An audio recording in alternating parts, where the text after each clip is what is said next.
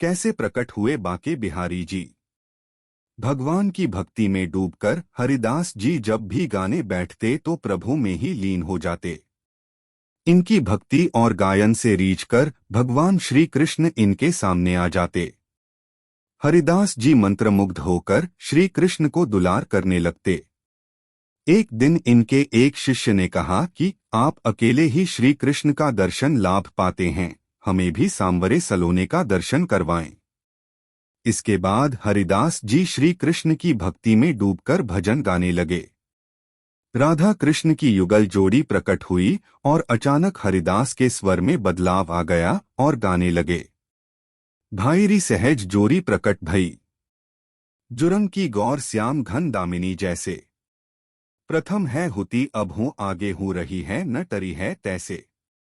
अंग अंग की उचकाई सुघराई चतुराई सुंदरता ऐसे। श्री हरिदास के स्वामी श्यामा पुंज बिहारी सम वैसे वैसे। श्री कृष्ण और राधा ने श्री हरिदास जी के पास रहने की इच्छा प्रकट की।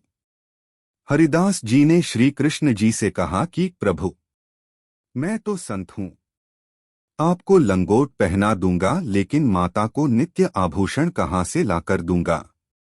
भक्त की बात सुनकर श्री कृष्ण मुस्कुराए और राधा कृष्ण की युगल जोड़ी एकाकार होकर एक विग्रह रूप में प्रकट हुई।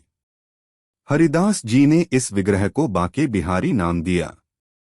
श्री बांके बिहारी मंदिर में इसी विग्रह के दर्शन होते हैं।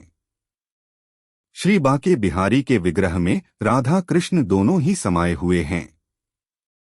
जो भी श्री कृष्ण के इस विग्रह का दर्शन करता है उसकी मनोकामनाएं पूरी होती हैं।